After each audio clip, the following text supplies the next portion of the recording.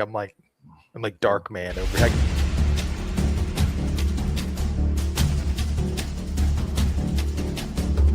Purpose. No one can create your purpose for you. No one can tell you who to be. So in purpose, you have to create your own purpose. And in evolution, you have to evolve towards that purpose. It's easier to live when you have goals to meet. You understand? If you have goals to meet, then you don't feel so voided, and you understand why every day you're looking at this person in the mirror, because that is the cool part about the game. You get to be anybody you want to be.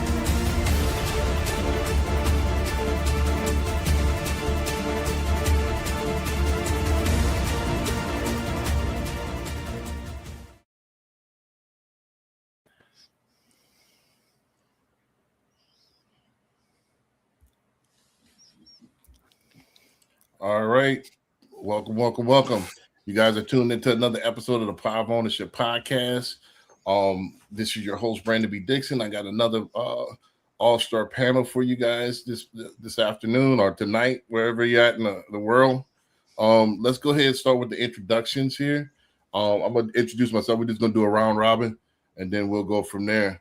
And then we're going to get right to it today. We got a good show for you today. Let's go ahead and get it going. My name is Brandon B. Dixon. My NMLS is 1541210. It's at Billionaire Loan, also on all social media. Please like, subscribe, tell a friend to tell a friend, so on and so forth. Especially YouTube, we're at about close to 900 followers now. Let's get to 5,000. That's our goal before the end of the year. So please go ahead and subscribe on the YouTube. You go to my website, www.applywithb.com. You could go ahead and book me for a consultation, or you could apply for a mortgage right there. You can call me 24/7, 832-775-8357. Last but not least, you go to my website, www.brandonbdixon.com. Don't forget I'm a licensed realtor as well. If you want to lease, list, if you want to talk about any real estate investing, that's where to catch me on there. So, all right. So, David, we had you on the interview. Let's go ahead and get you going. David, go ahead, introduce yourself and tell them where they can find you. Yeah, man. Thank you for having me on this evening. So my name is David Crawford. I'm a CFP with Edward Jones Investments. I've got a website posted below, so you guys can always go and actually post time to book me or come in and see me anytime. Remember, it's always free to talk to me. Always having fun with these two guys out here, and just feel free to look me up anytime. I've been in the Houston area for about 20 years, and just love what I do, man. Love working with people. Have a lot of fun with this. So it's fun, man. All right, Anthony. Anthony's the second time on the panel, so you said you enjoyed it last time. So yeah, no, I appreciate it, man. Thank you so much for inviting me. I'm super excited to be here, guys. If you don't know who Brandon B. Dixon is, you better ask somebody, right? Right. This guy is a heavyweight in the industry. He knows his stuff. He's honest and he treats people well. So if you don't know, you better ask somebody, and you better be taking some notes. Anyway. Happy to be here. My name is Anthony, aka the Mortgage Prepper. Not like the survivalist, even though you kind of need to know what you're doing in this market, but more like a strategist, right? Someone that sees and understands the playing field before they even step foot onto it. Mm-hmm. What I do is I help everyday people empower themselves through prepared home ownership in a way that secures their prosperity going forward. Now, you can find me at The Mortgage Prepper on all socials. Put me in Claude, put me in ChatGPT or Google if you're still using it. But come check us out. Let's get you your own little piece of something that you can call your own, a piece of dirt, piece of land, the stuff that people are fighting and dying over for thousands of years. I mean, they're still fighting and dying over that stuff now. That's because it's a limited resource, right? They're not making any more of it. So head on over there to themortgageprepper.com. Come check us out and get us your own little piece of land. All right. We're super excited for this podcast tonight, and we've got some great clips. Brandon, go ahead and take it away, man. Got you. So this week, I wanted to, definitely start off, since David's, you're a financial advisor. So I wanted to start off, definitely have a few clips on the financial space. So if this is your first time tuning into the Power of Ownership Podcast, what we do here is we have all the latest clips that's in our space, the viral clips And then what we do is we review them, then we react to them from there. We have the panel, answer some questions and stuff like that, and then we get into a discussion. So let's get into this first question here, and then we'll take it round robin. So are we building wealth or just financing the appearance of success to impress people who don't pay our bills? So I'll repeat that. Are we building wealth? Or are we just financing the appearance of success to impress people who don't pay our bills? So David, you want to take a stab at that first? Man, Yeah, you have the financial advisor going after this one first. these are the good questions. I know, right? Can I defer to Anthony down here? I mean, that's right. Anthony, you want to go first on that? Go for it, Anthony. I love talking about this stuff, man. So we call it keeping up with the Joneses, right? Right. But here's what people don't realize: the Joneses are broke, right? Reality, what they look like they have money, but oftentimes they're one emergency away from everything coming down, right? So I think a lot of people's mindset right now in our social media atmosphere, where everything's for show, everybody's showing the highlights of their lives, not a true representation of what's really happening, or the effort and work that they have to put in to just show what they're showing. So you get a lot of people that see this and they look at it as it can't be that hard, right? There's an easy route to some of this success. So you don't see the work that it takes in the background. So it's easy to kind of figure that, maybe this doesn't require the type of work it does. So I think for the most part, a lot of people are stuck with that social media mindset where we're just showing off, but in reality, they don't have the foundation to actually sustain that type of lifestyle. Yeah. I mean, I think he's right. And I mean, if you think about it, it makes sense. I mean, we got, if people look at it a lot, you see credit cards max to the limit. I mean, it's nuts, right? Student loan debt. It's just, I mean, I don't even know what it's up to now. I mean, I see the numbers and I just go, that's fascinating. I mean, it's pretty up there. And so, I mean, are people actually building that wealth? It's really going to depend on the amount of debt that they have. And I mean, I can't stress that enough. There's somebody that said once, like, the secret of life, like, what's the secret of life, right? It's being happy with what you got. I mean, it's making it work, isn't it? I mean, that's it. And so it's like, I just think that if you really look at the way that things are, Americans are pretty resilient, and they're hanging in there. They're making it work. So I think they're building wealth, but they also have to deal with a lot of debt, and it's just there. And it's a tool to be used to their advantage. I mean, if they use it properly, you can do a lot of good things with debt. You can do a lot of bad things with debt. It's a double-edged sword. So, that's kind of the way I see it. But I think he's right. I mean, right on. I think the system is kind of geared towards the consumerist mind state. And I think most of the influencers and the celebrities and the e-celebrities are pushing consumerism, and that's what's driving the mind state. I think, are people winning? Yes. Are people building wealth? Yes. However, the masses are more flexing for the gram. They want the appearance. They want the dopamine hit. It's the cutting the corners to instead of wanting to be rich, they want to look rich, so they rather look rich than actually be rich, because be rich actually takes discipline, and to be rich is actually boring. It's not it's not an Instagram highlight reel that they make it seem. So a lot of people, go broke trying to chase that appearance, and a lot of unnecessary stuff. And it does for a lot of people. They do it for a lot of people that don't like them anyway.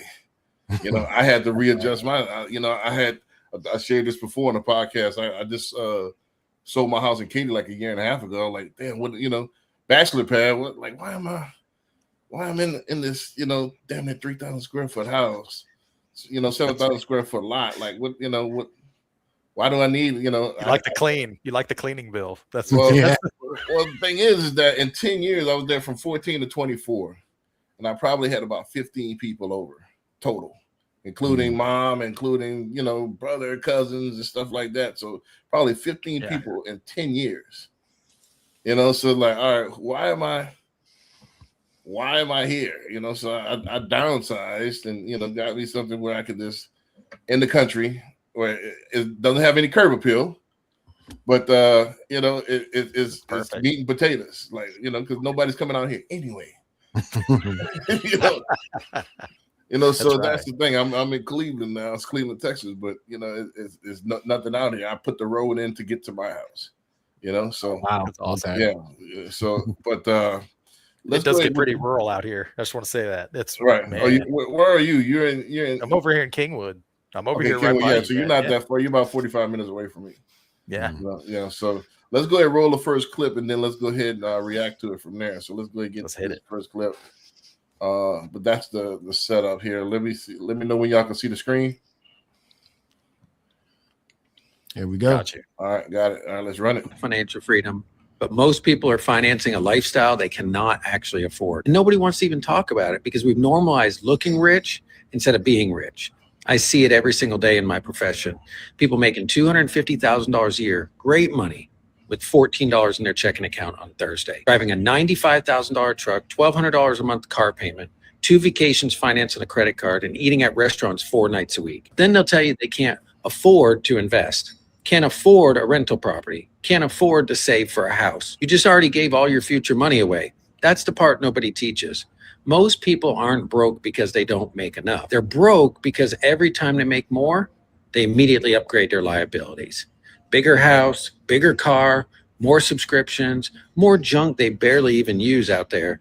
And social media, that just really made it worse because now people are buying things strictly for people they don't even like. Half the internet is people trying to impress old classmates they won't even invite to dinner. Meanwhile, the millionaire next door is driving a paid-off SUV, buying assets quietly, and sleeping like a baby at night. You want to know something controversial? Some of the wealthiest people I know don't look wealthy at all. And some of the brokest people I know look rich as hell on Instagram. That's why I keep telling people, stop trying to look successful and start trying to become financially hard to kill. Big difference, because real estate wealth is not the Rolex. It's not the G-Wagon. It's not the filtered vacation post. Real wealth is options. It's peace, it's margin, it's freedom. It's being able to tell a bad boss no. It's being able to help your kids. It's sleeping at night without wondering how you're making next month's payment. That's the game that most people are missing. If you want the truth about the financial habits keeping most Americans stuck, comment wealth below, and I'll send you some of the biggest mindset shifts I've learned after 25 years around the money and real estate. I'll send you my free personal budget I used to pay off $146,000 in credit card debt. That's a lot of credit card debt, man. Right. I love how he was talking about everybody else's credit card debt and then said, yeah, I had 146,000 myself. Yeah, that is crazy. So let's go ahead and set up. I could imagine 140. Crazy. Yeah, but he's a pro at paying it off at this point. I mean, he's got it down, baby. Like he knows. Like that's how you do it. Right. So let's go ahead and get it. I want y'all to digest the clip. Give me your synopsis of the clip. Also, let's get into the post-clip question. Post-clip question is going to be, what's the biggest lie people tell themselves about money that keeps them from achieving true financial freedom?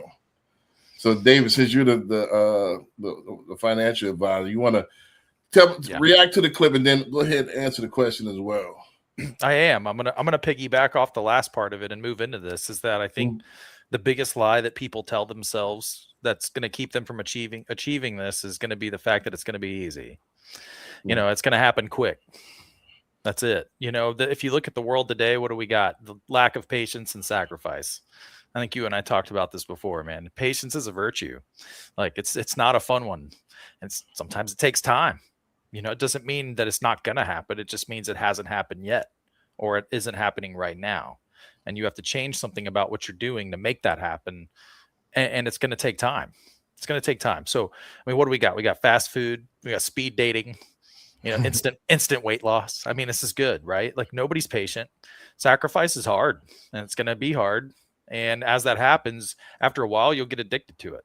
So just, be patient. It's going to happen. And it doesn't mean not yet. It just means it's going to happen at some point. So that's my take on that. I don't know. Got you. So, Anthony, you want to digest that and kind of tackle the question a little bit? Yeah. So, I mean, I think Dave's spot on, right? The fact that, there is a lot of instant gratification in our society. that does work against, you know, the whole idea of being able to kind of go the tough route and just kind of keep your head down and keep powering through. But it's kind of like, in my opinion, it's similar to when you're going to the gym or you're trying to work out in a way that you're trying to build those habits. You have to find a way to give yourself joy or create some kind of dopamine rush to the small, hard steps that you have to take, right? The things that aren't glamorous. You understanding that you're knowing that you're taking one step further on your path to getting to where you're at that financial freedom position. Just having that mindset that, yes, I'm not out splurging or gallivanting across the world right now, but it's because I am being able to help my kids when they get older, being able to do things for my grandkids. I'm putting that as a priority, right? That's where I get my joy from. Just rewiring your whole mindset on what you derive joy from. That's important. You're not going to be able to continue to look online and say, this is what's important to me, when you're looking at everybody else flossing and think that's going to work well, right? You're going to run yourself off a cliff doing that. So I think it's very important to rewire your brain and figure out what really brings you joy and what's important to you going forward. Gotcha. I don't know. I'm getting to the point in my life where instead of trying to go upstream, it's almost kind of giving what they want. I don't think you're going to stop people from retail therapy, so to speak.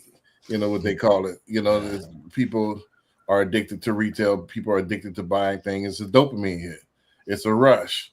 Some people are wired to go dopamine hit to dopamine hit.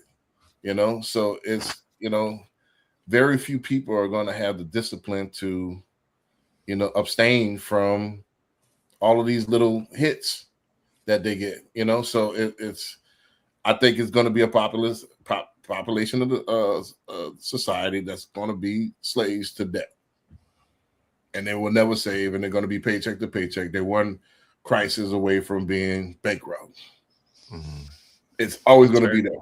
It's always going to be there. And the biggest lie that people tell themselves about money that keeps them for achieving financial freedom.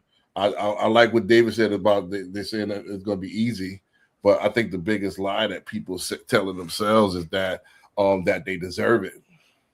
Mm-hmm. You know, that they, you know, that they're entitled to it. You're not entitled to financial freedom. It's earned.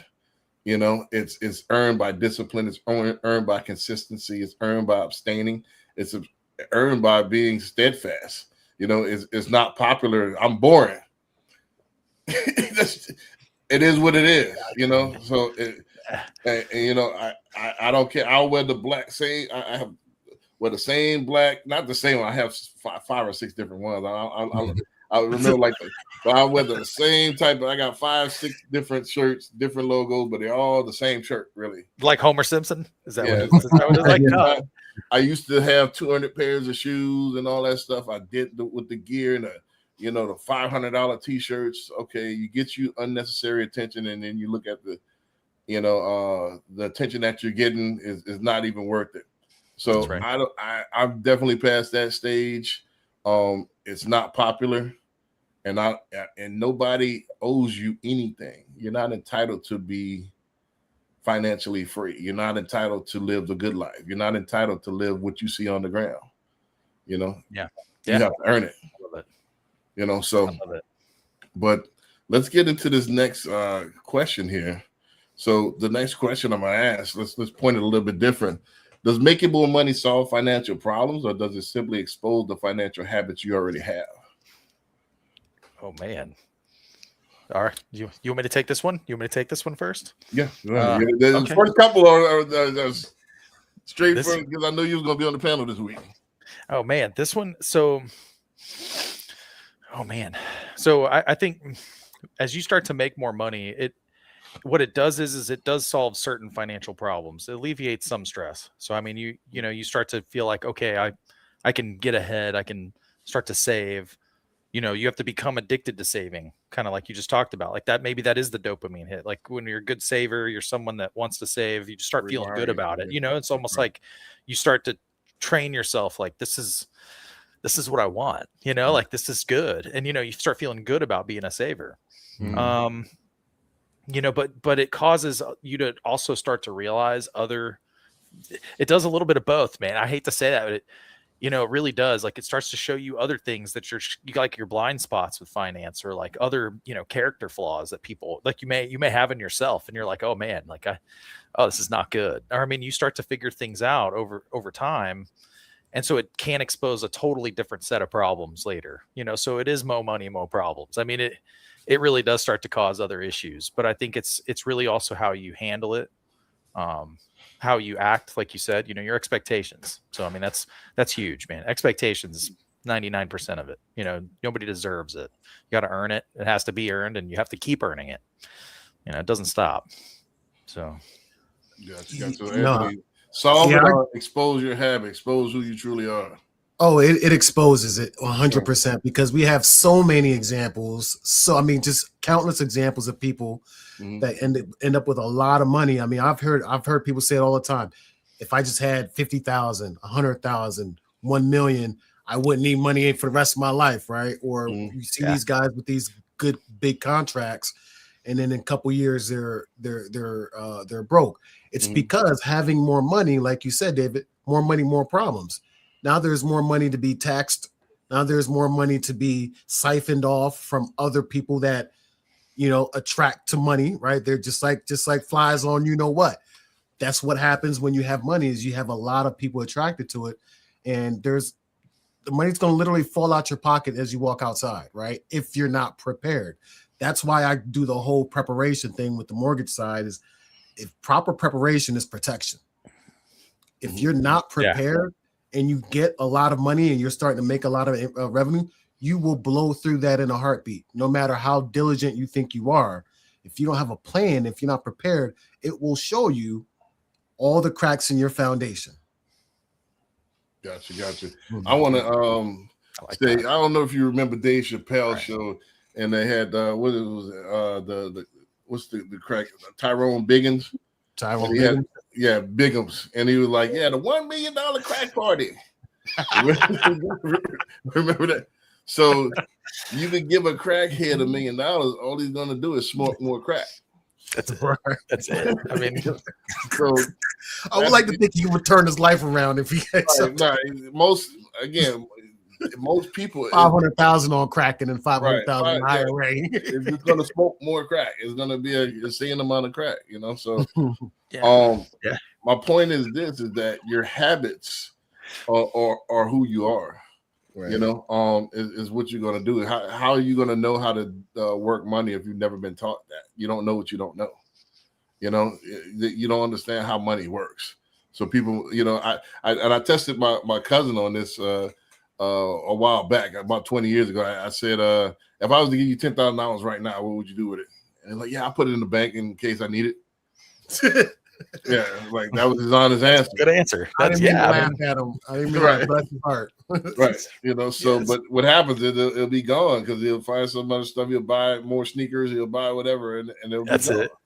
it. So most people look at money as something to it's like oxygen. I want to get as much as I can until it runs out, and they understand that in order to money is to make more money.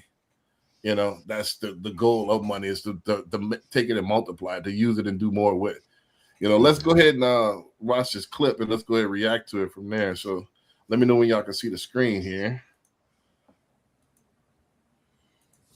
Can y'all see it? Heard. It's that Yep. you be your own bank by purchasing permanent life insurance. My parents purchased policies like these, and they upfront funded it with $100,000. $100,000 that they were told they would one day retire off of, and that it would grow to be worth at least $500,000 by retirement. The time I'm 16 years old, we realize that the payments on this policy have started to rise. At the same time, I know this sounds insane, but my dad gets diagnosed with cancer. So we're stuck in this policy. We can't replace it, even if we want to. He's uninsurable at the time. And so they start to make payments. And we actually end up suing that insurer in a class action lawsuit. they're awarded $6,000 and they cash out that policy for $70,000. So they walk away with $76,000 over 20 years later from this policy. If they had bought term and invested the difference in the 80s when they bought this policy, and they had continued to pay for that life insurance out of pocket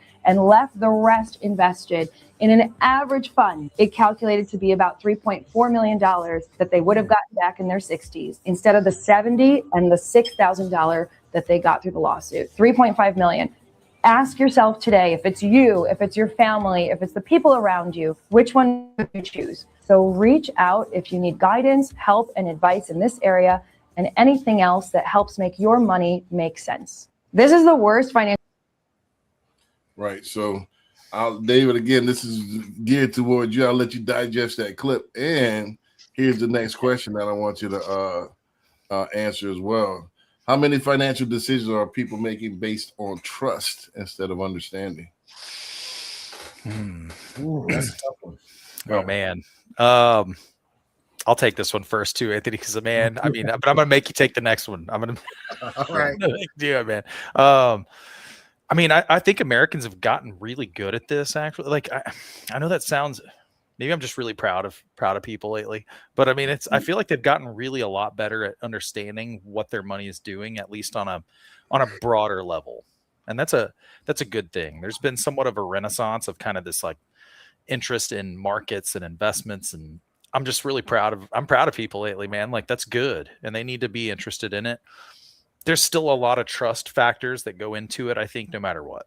So I mean, that's always going to be the case, but as long as you understand it, I think you'll never be surprised by it. So yeah, that's what I like that. I like that idea because number one, in the past, obviously trust, and I still think to some extent trust is the biggest lever for most people when it comes to being confident in what they're doing. Understanding has become a lot easier to, I guess, nail down because now we have the information is readily available. It's not gate kept, right? You can learn about markets without going to someone like David, right? You can learn about it. Now, however, there's also the risk here that if you think you can go watch some YouTube video or go ask ChatGPT and then think you can run out there and become a financial advisor, you're going to run off a cliff, right? You still need the expert, but now the information is available so you can kind of bridge that understanding gap. So before you were just talking to your advisor and everything he was saying was going over your head, right? You had no idea what he was talking about. You didn't have the time to go get your Series 6, 7, figure out all that stuff, right? So now there's information available. So when you're talking to someone, you're bridging that understanding gap. So it makes sense. You can learn it a little bit better. But yeah, I still think trust is a huge one, right? Because you still need the expert. No matter how much research you do, you still need the expert. And you have to trust that person, despite whether or not you understand it fully or you have some sibling of an understanding. Right. I'm going to answer, but I want to kick it back to David on the actual clip itself, what she was saying, is that true or whatever, the financial part about the 3.5 million and all that stuff. But I want to answer the question. I think what happens is people trust the wrong people. They, especially in our business with mortgages, they trust what grandma say, they trust what uncle say, and or friends say that's in their ear, and they don't know all the ins and outs, and they're going based off their limited experience. So people trusting the wrong sources. Then you need to trust more of the experts. Do your due diligence as far as their reviews, and then trust that, hey, as far as mortgage, I wear the white coat. So they got so many people that listen to so many people in the ear, even the legacy media, even mainstream media listening to that, and that's not actually the truth as far as in our industry, so they don't, and that leads to confusion or limited understanding because you got people that's not expert that's in your ear, and you're listening to them because you trust their your grandma or whatever. But hey, how stuff was 20 years ago, 30 years ago, 40 years ago has changed. But That's right. I think he's right on. And like I had a buddy of mine that worked at a major bank. He was a commercial loan officer. Me and him started talking about a loan. So, this, if you guys get a lot of calls from this, this is good, right? I mean, right.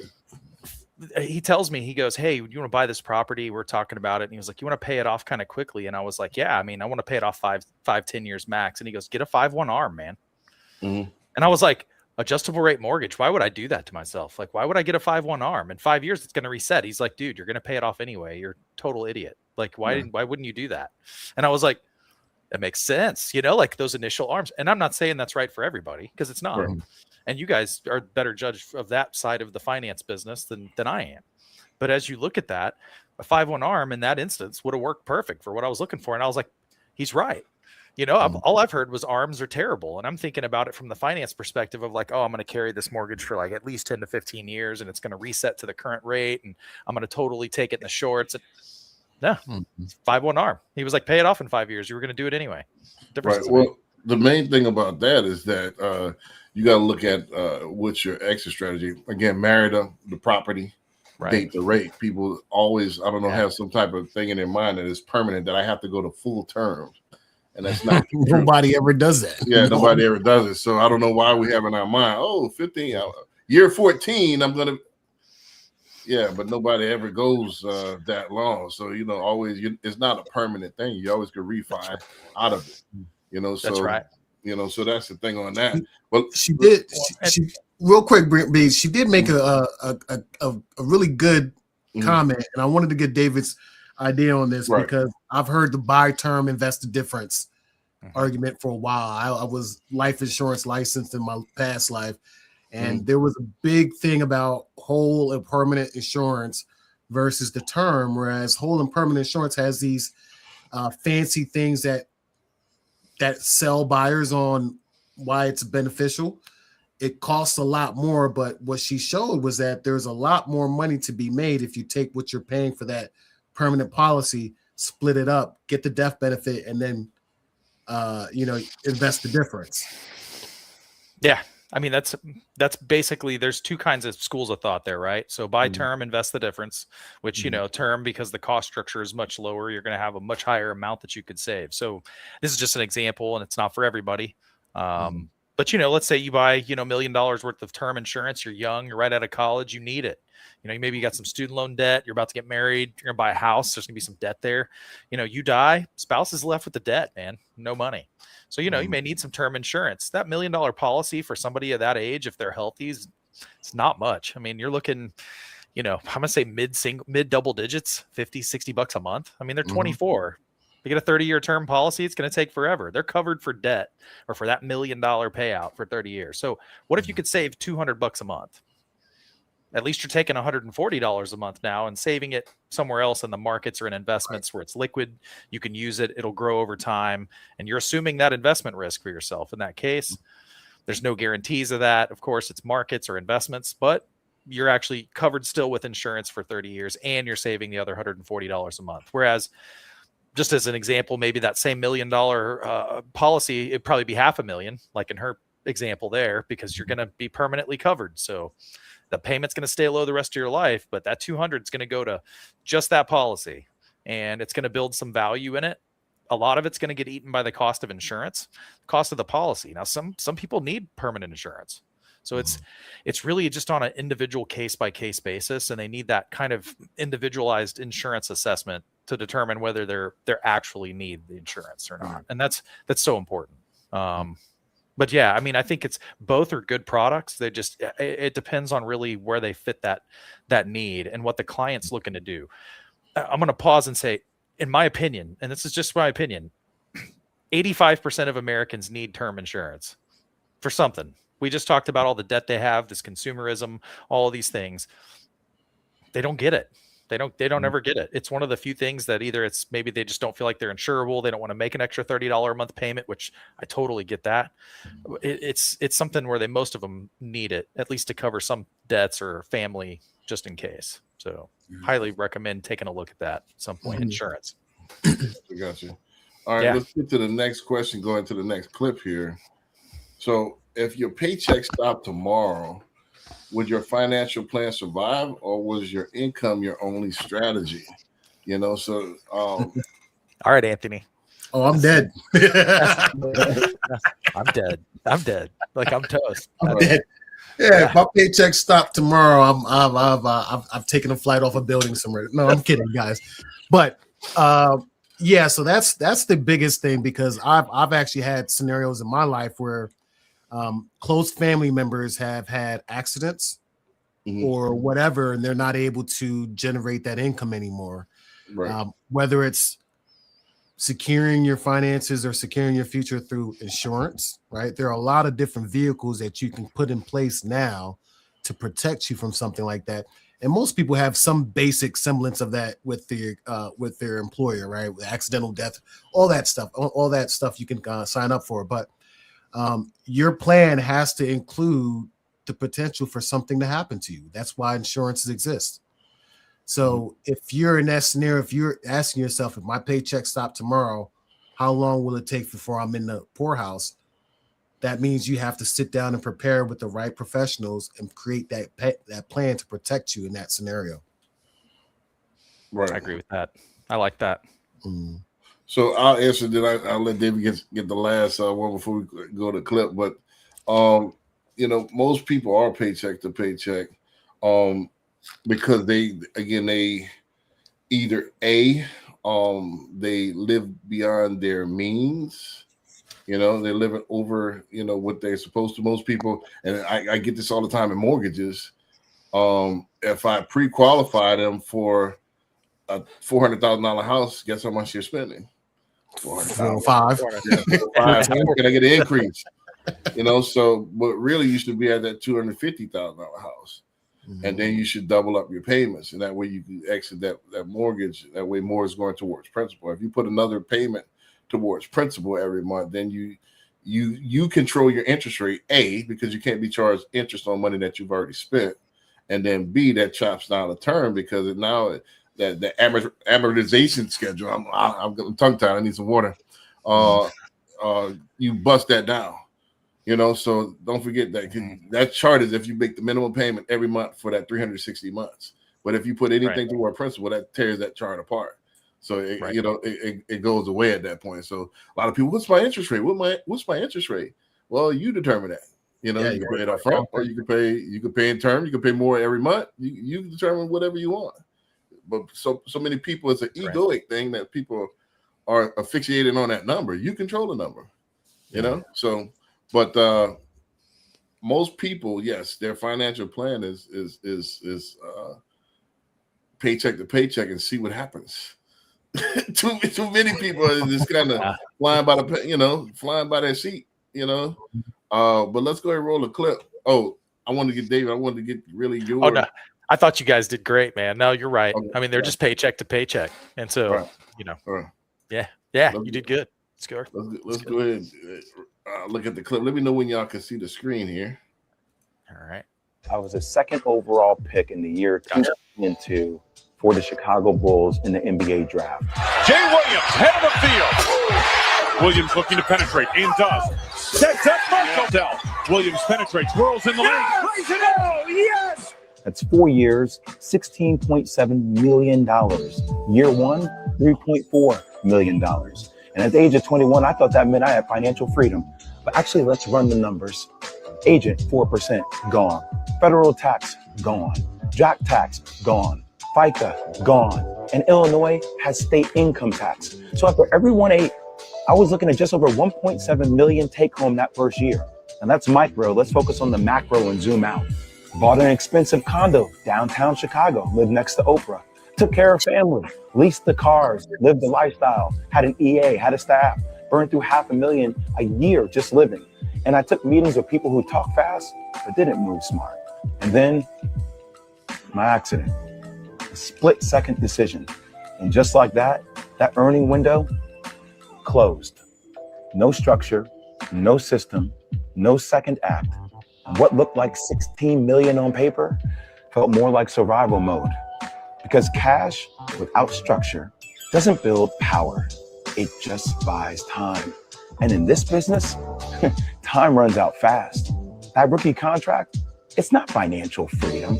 It's your only real shot to turn active income into protected capital.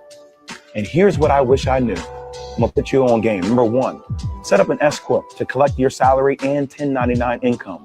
Number two, Root that income into a holdco that owns your name, brand, and equity. Number 3, pay the holdco a licensing fee, reducing your taxes. And number 4, wrap it all up in a trust. Funded with a life insurance policy, now you've got tax-deferred growth, access to capital, and family protection for the rest of your life. You see, that's real ownership. That's real architecture. I didn't need more endorsements. What I actually needed was a board. What I actually needed was a system, a way to turn 4 years of opportunity into 40 years of control. Because the reality is that anybody can get paid, but if you don't own the blueprint, you'll spend your life being the product. My name is Jay Williams. Gotcha. Man. All right. Golly. So let's go ahead and digest that one. I actually didn't have a real question for that one, but I'm gonna go ahead and make the statement. And I'll start first. But so ownership means taking responsibility not just for earning money, but protecting it, growing it, and passing it on. Would you agree with that statement? Also, I want you to digest the clip as well. So, David, you want to start off on that one because it's the financial advisor for, you know. Yeah, man. Yeah, I better do a good job on this one. He notice he mentioned the funded with the life insurance policy. I just want to throw that out there in juxtaposition with that previous clip. You know, like that may be one of those instances where the whole life's needed. You know, like there's all kinds of interesting things that exist in that realm. It's just amazing to see what he achieved in his life. I mean, what an amazing person. Like I mean, a lot of people like see that and they go, oh, like, come on. I mean, he was NBA for what, 4 or 5 years. I mean, man, nobody could dunk on this guy. I mean, nobody could mess with this guy. And then, you know, he gets out there and he's successful. And I still think even if he failed some, he still was successful. He was more successful than I'll probably be. I mean, good for him. And then what happens? He gets taken by the system itself. He's like, he moves from, you know, king of the world with no plan and just going for it. And he's winning to like, wait a minute, this is not right. Like something's not right here. And it probably was a lesson that was real hard to learn for him. And I could just imagine what that's like. Like when he started talking about the taxes, he was like, and the state of Illinois has state tax. And I was like, man, in Texas, like we don't know anything about that. Like it's just like, Right. I mean, it was just crazy like to hear that. So it was real interesting. I mean, it was an eye opener, man. It was good. No, that guy there, that's Jason Williams, product of Duke University, right down the street here in Raleigh, North Carolina, Durham, actually. But yeah, so I'm actually familiar. I remember when he came out of school, and I always thought that guy, you know, when you look at athletes, his makeup was one of somebody that I would expect him to be where he's at now, because he was always thinking about the next step. He had that mindset already. He bought a place next to Oprah. I didn't expect that. That's way over your toes there, buddy. But you know, that tells me that he did a lot of that stuff and he learned to err in his ways, and he put himself around the right people. What I do say though is I like to give caution, as you understand, David. Some of this stuff you see online, you got to be careful. You still need to talk to an expert, certified public accountant, that can tell you and really give you some details on some of those strategies, because it doesn't apply to everybody. The theme and the ideas is great, but make sure you surround yourselves with the right person, the right professionals, because that's the only way he was able to get to where he's at now. And he didn't really touch on that, but I guarantee you he found the right people to put him on game to talk about how to structure this stuff, what to do. And like he said, he wished he had found that stuff out earlier. Back in 2002, that stuff there was no Claude GPT to tell you what to do. You might have had to get an Encyclopedia Britannica back then. I still think they were still out there, but you weren't learning this stuff without going to talk to a professional. So it's still important to go sit down with a professional, because protecting the money is, I say, about 75% of the battle. Right. There was a magazine back in the day that my cousin and I used to subscribe to. It's called Money and Muscle, and the theme of it, that's the two things the hardest to earn and keep. You know, money and muscle, because you know anybody. Like I said, I used to bodybuild, and like I said, you can talk about the shoulders and stuff. Like I said, but if you don't stick to it, you don't stick to the diet, you puff up quickly, you know, or you know, if you're what is the ectomorph, you know, the muscle goes away quickly, so you have to kind of stay on it. It has to be part of who you are.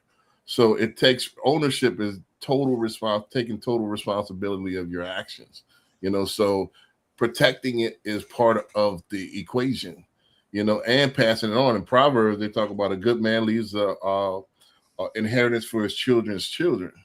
So that should be part of your equation as well. We had a few weeks ago, we had I forgot the guy's name, but he owned an insurance business where it was senior care, like where you get to the age where you need that nurse, and there's insurance now, like long-term care insurance. Long-term care insurance, yeah.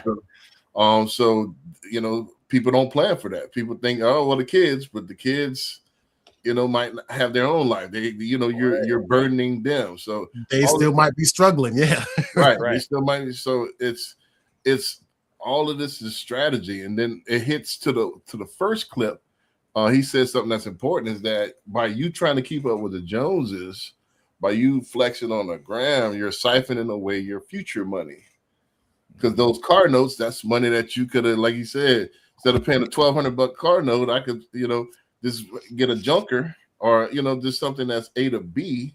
And then that $1,000, think about if I invested $1,000 a month for the next 5, 6, 7 years, you know, then and then left it alone until I retire. What would that be then? Mm-hmm. You know, so so but we need that car to impress that. We need that Urus, that Lamborghini Urus, just to impress some people. Yeah, go ahead and get you that Buick LaCrosse and that's right. That's why I traded in the Range Rover and I went and got a GMC. Now my GMC is pretty nice too, but you know, that's okay. You didn't see my truck, but again, I'm not into the I am into that's one of my guilty pleasures, but I downsize, you know, and I don't have to be flashy, you know, because think about it. And that's the other thing, is that, remember, we don't have to be monks, right? We can still have I still like toys. There are a lot of things I like spending money on, right? But did you see my behind? Did you see behind me? You got that? What you got? You got a jersey in there? Oh, that's the figurines? Is that some Legos? I got Transformers. I got Master Universe. I got Star Trek stuff. That's my thing, is 80s toys. That's cool, nice. Man. I like that. Right. So I got some original Transformers. I got a lot of G1 stuff, but I've always done it. That's my two guilty pleasures are books. Well, I'll say books and 80s toys. Yeah. You know? Bad. Yeah, so that's awesome. Yeah. But you got a jersey hanging up there. You got a jersey hanging up there. That's not a jersey. That's my when I had my clothing line. That was my first t-shirt that I made back. I think this was 20 years ago, 2005 through 7 or 8. That's awesome. We had t-shirts. We were selling $40 a pop, and that was the logo. Fukupami was the clothing line. So that's the very first t-shirt I made. That's cool, man. I love that. I love that. That's cool. Yeah, so, but let's get to the next question here, and let's go to the next. All right, so now we're kind of at halftime, but let's go ahead. I guess quote unquote pay some bills, but don't forget to like the video, share the video as well with your audience, and then if you got any questions, please ask us right here. We'll read it live here on the air. So you know, I see we got Twitch going as well. I see we got a lot of people on YouTube and Twitch right now, so we need to get some more people on Facebook. I see, you know. So but let's keep it going. Ask us any question. We'll read it live here on the air, and go from there. So let's get to the next question here before we go to the next clip. Now we're starting to get into the meat of the conversation, you know. So we're gonna start kind of twisting it here a little bit. It all relates, but let's go ahead and get it going. So hold on, let me make sure I'm at the right one. I don't want to. This is where those fights break out, Anthony, over all that real estate in Dallas. So in Dallas. If something is legal but feels morally wrong, should you still do it? No, because Right. I mean, you got to sleep at night, right? So, Right. And at some point, I'm a believer in karma. I don't know if you want to get onto the metaphysical stuff about it, but Mhm. you just don't put anything out into the universe you don't want coming back out to you. So, you got to at some point draw the line and say, just because it's legal, there are a lot of things that were legal that are just reprehensible. Right. So you have to draw your own line, be responsible for your own morality, and you got to sleep at night. Got you. That's right. I agree right. with that. That's well said. Gotcha. Yeah, now I want to play this clip. I put this in here. This is one of the ones that I kind of telegraph. I usually don't telegraph my punch, but I do not necessarily agree with what he's saying. So we're not playing this to say we promote this. We're playing this for commentary and educational purposes. So not saying we agree with any of this at all. These are not the views of the Ownership Podcast. That's right. This is not the views of anybody that's on the panel. This is Anybody. Yeah, this is played for educational purposes and for commentary. So let's go ahead and get this going.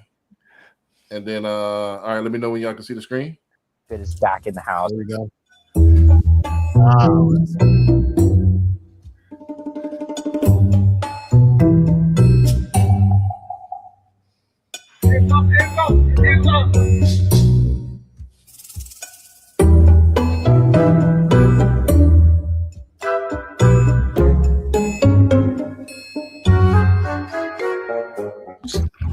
Well, Miss Good did her research.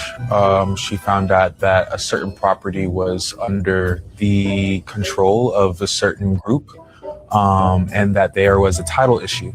Due to the title issue, she was able to assume the property under squatters' rights.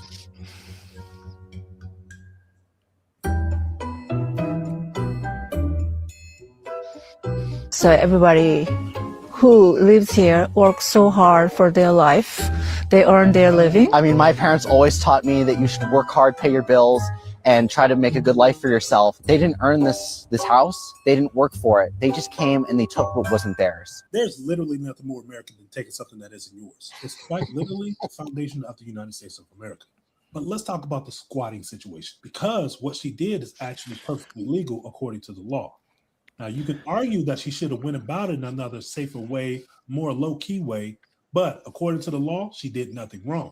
Now, this is the flip side of what the media don't tell you. There's an agenda behind every squatters' rights story, and the agenda is this. They want to misclassify and give a negative connotation to adverse possession. My name is Jalil Bey, and I've helped over 100 people claim free and clear abandoned houses ethically using adverse possession. And just recently, I had a student that reached out to me and told me he found a property that's almost a full acre and has been abandoned for 7 years. Another student in South Carolina came across 95 acres, which you won't believe. Him and his people been on the property for a year and some change, like he said, and they've been building on it openly and notoriously this whole time. And you got to show proof, because some people just not going to believe it. Now, those examples are to give you a glimpse into the other side of what the media will never tell you about so-called squatters' rights. This is something that you're never going to get out in the public unless you go to a law library. Statutes related to acquisition of title by adverse possession are constitutional. So logically, if it's constitutional, that means you have the right to do it. And thanks to adverse possession, I've been able to live rent and mortgage free for 7 years now. And I teach others how to do the same thing. So if you're tired of paying rent, or if you can't afford to pay rent and you can't get a mortgage loan, DM adverse possession and I'll send you over the link to my step-by-step ebook. Less than 2. Now again, I want to say that at the beginning. Again, we do not at the Power of Ownership Podcast support what he's saying. In fact, let me go ahead into it before I ask the first question. I had a friend that kind of was into that, and he kind of got paperwork and finally got the debt released from the creditor. Didn't pay his mortgage, and so on and so forth. But what happened is, when he tried to pull money out or try to do anything with the house, you're stuck. You're done. You're toast at that point. So you're living there, but you can't do anything. You can't sell it. You can't. You can't. You don't own it. It's nothing. You're dead in the water. But you have I guess you have a place to live. But and then as far as credit, your credit's tanked at that point. So, my policy is this, and then I'll open up the panel, and then I'll go ahead ask the question. Whenever you cut corners, be prepared for the consequences that come with it. So a lot of people want to cheat their way to the top, cut corners. Be prepared for the consequences that come with it as well. So the question is integrity doing the right thing when no one is watching, or just staying within the law? I think when no one's watching, that's what I'm just gonna go with the safe one in there, because it's right. Integrity is doing the right thing when no one's looking. And that's it. And I think this kind of piggybacks off of the gentleman before that was talking about how money is freedom. Money is the power to tell your boss, like, hey, I'm not doing that, I quit. I mean, that's the sad part is a lot of people don't have that luxury, right? I mean, they don't have that luxury, but if they did, they may do that. They may do that. And so even at own personal sacrifice. So right. Yeah, no, I get it, and I completely agree. I think you have to be intentional about doing the right things, no matter who's looking. Right? Like I said before, you can't use the law as a measure of morality. And it's. I mean, we go back 5 years from now. I mean, I think my dad used to say this all the time. He used to say, back in the 70s, I could beat my wife as long as the stick was smaller than my thumb. Right? So the law doesn't really tell you what's right. So you can't use the law as your barometer. I'm going to push back a little bit on that clip, because the way I look at it, when I heard adverse possession, I heard eminent domain. Right? It's not the same thing. Not the same thing, yeah. It is a scenario where someone can take someone else's property, whether it's the government or whoever, right? And there has been precedent over the year where that happens. So if it can happen to the little guy, it can happen the opposite way, the way I look at it. Only thing that didn't really sit well with me was like you said, Brandon, you're cutting corners and it does nothing for you. It just gives you a roof over your head. And even then, that's tentative to say at least, right? You're still watching who can come can you get back into the house? You're living on an edge that's not comfortable. So I don't see the benefit in that. The other thing I didn't like about it was I don't like neighbors pocket watching, is what I call it.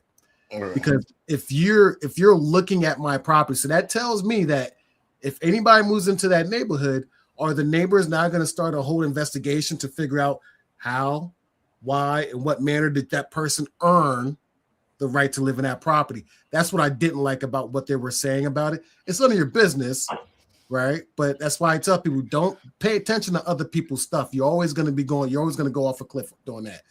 Yeah, so I didn't like that part, because now that just tells me you're going to be being nosy to anybody that comes in if you don't feel like they earned the right to live in that property. Now you're going to be checking the property records. You'll be make sure, how did they get that mortgage, right? Where does it end? But I get what the whole concept is. Isn't that today's society where everything's at your fingertips, where they can see who you are, unless it's public record. They can see. It don't mean it's right. It don't mean it's right. Mind your business. That's right. That's right. Mind your business. Right. But isn't it getting to where everything is, public anyway? Yeah, so, I mean, it being public is one thing versus you mounting an investigation, right? How did they know that she didn't own that property? Well, that's part of the question. Even when no one is watching, if you did the right thing, it wouldn't matter. So yeah, look at me, investigate me. It don't matter. I've done nothing wrong. Now that's the fine between. What did she do wrong? Was it legal? Remember? Right. Now because I did it legally doesn't mean they don't think it's wrong. Right. Well, that's a different thing.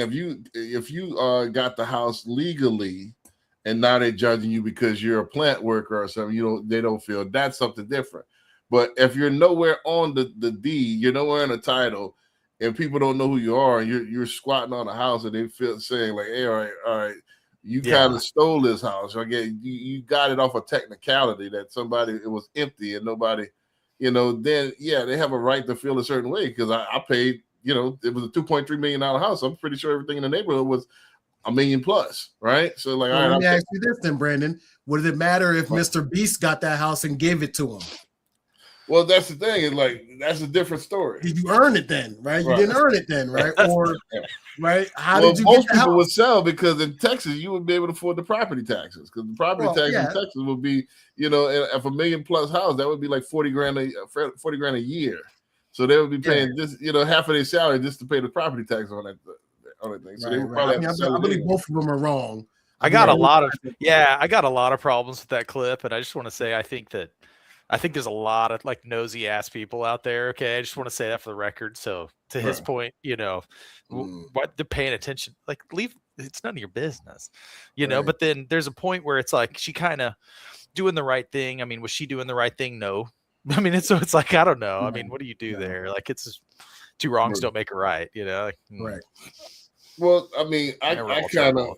you know, I get both sides of that, but again, it's their neighborhood. You would want them if somebody's breaking in your house, you would want your neighbor to call the police, right? So where's the line of mind your business? So you got to be careful on that. Like, all right, how much do you want them to mind your business? Isn't it their job to protect where you live at? I would want to know who's living in my neighborhood. If somebody stole the house next door, then all right, hey, I want to know the character of a person that, you know, that's living next to me. You know, so that tells me a lot about their character. If they stole the house, they're squatting on the house, you know, I want to know stuff like that. I get it. And that's something I would want to know, right? But however, my, you know, the prepper background is what I got, right? Everybody is a suspect, number one, right? So I'm assuming, and I'm responsible for protecting my own, right? So I get what you're saying. You do want to live in a place where the neighbors, you know the the type of people you're around because you're raising family and children around them. So I get your point. Gotcha. Let's go to the next point here, or the next question. Has our society stopped respecting expertise and started expecting professional advice for free? Now I'm gonna answer this one first because this is a big thing for me, and I get this all the time, especially, you know, from TikTok lives, and you know, just people would chew up as much time as you let them, you know, and lawyers, anything else, they charge for their advice, but for some reason, and I get this a lot, people want me to, you know, dissect. I had this today. People want me to solve the issue for them, but all right, my fee is an application. Can you do an application? Then I'll solve the rest of it. I'm starting to put that carrot in front of, because before I was just, you need to do X, Y, Z. Then they'll take that knowledge and then go take it to their loan officer, and then their loan officer will go ahead and close the loan. I'm not doing that anymore, you know? So it's like, all right, let me check it out. Go ahead and fill out the application, then I'll go from there. And that way, you know, at least I got the application. You know, so you know, but I'm not going to solve all your scenario for you for free, and you don't want to pay me, you know, and I get that a lot, you know. So people expect a lot from you. They want, they figure information is out there, but you don't forget that the information out there is a lot of it's tainted. Exactly. So you know, so you can get information anywhere. You go on YouTube, you can Google, you guys, ChatGPT. However, is that information correct? It says right there on ChatGPT, hey, it could be wrong. You know, You know, they said Abraham Lincoln said, "Don't believe everything you read on the internet." Right. You know, I mean, that's well, the latest is that Abraham Lincoln was not actually a white guy; he was Cherokee. You know, that's the latest. Awesome. That's it. He was like, "Man, that internet, dude, coming. It's coming for you."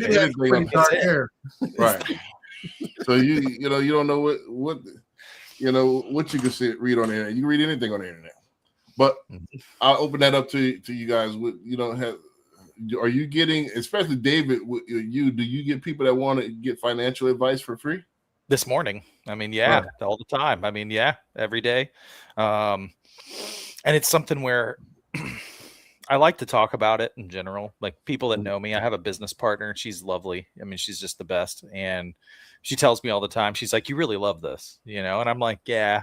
And she can tell. And she's like, I can put anybody to sleep talking about it, man. I mean, I will put you to sleep talking about finance. And man, you know, I go into the same gas station for gas and stuff like that in the mornings. You know, I see this guy there, works there usually just on Monday mornings and just over the weekends. me and him have got to talking a lot, and every time I come in now, he's like, hey man, talk to me about stock. Like, what you got for me? And then, and I hit a point where I was like, wait a minute, like, am I giving away the milk for free? Like, I'm, he's not buying the cow, right? Why would he? I mean, and so I started thinking about it. And even like this morning, to your point, I was very nice. I mean, very nice to him, but I was kind of thinking like, yeah, hey man, where you been? Like, call me, like, here's my card. You can call me for sure. Oh yeah. Let's talk about stock for sure. Give me a call there. Like I was just going straight back to like, yeah, why don't you give me that call there that, you have some questions about there. It's called profession. Yeah. That's like, kind of that's what I do for a living. Yeah. A little bit, and that's just part of it. And I mean, it's like, there's a point where, especially in my profession nowadays with apps online, you got Schwab, Fidelity, everybody gives it away for free. Right. If they're giving it away for free, you're the product. Right. Just like Facebook. Just remember that. Okay.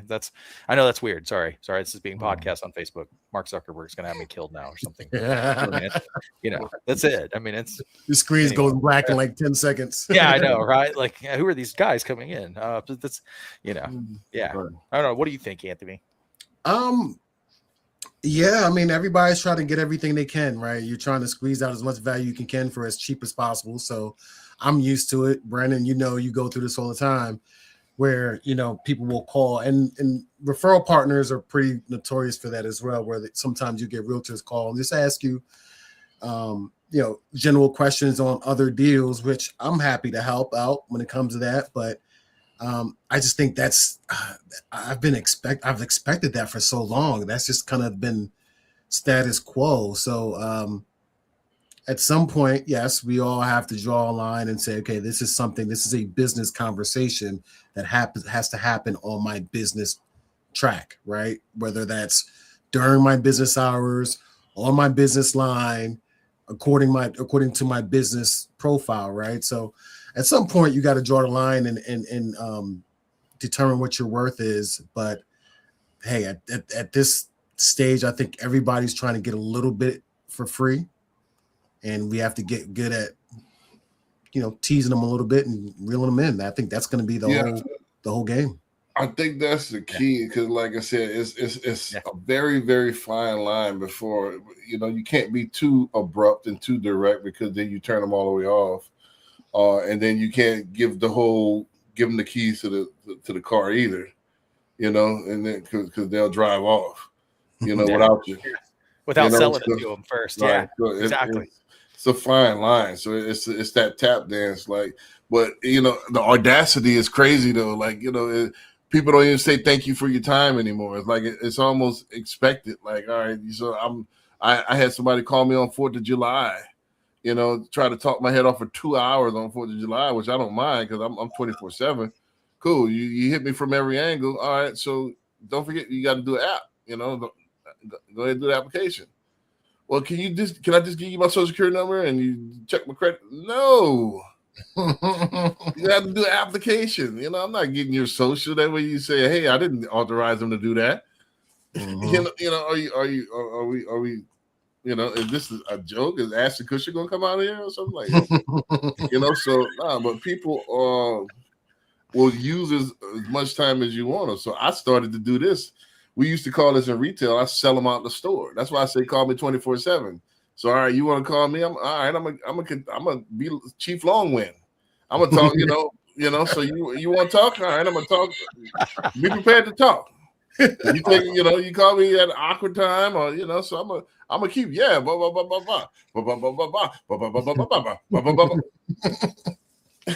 That's classic. I love it. So we used to do that in retail. People that just looking. All right, well I'm gonna keep selling you. All right, well what about this? Check this out. Check this out. So I'm gonna bother you so much that you're gonna leave out the store because if you're not buying anything, we used to call it sell them out the store.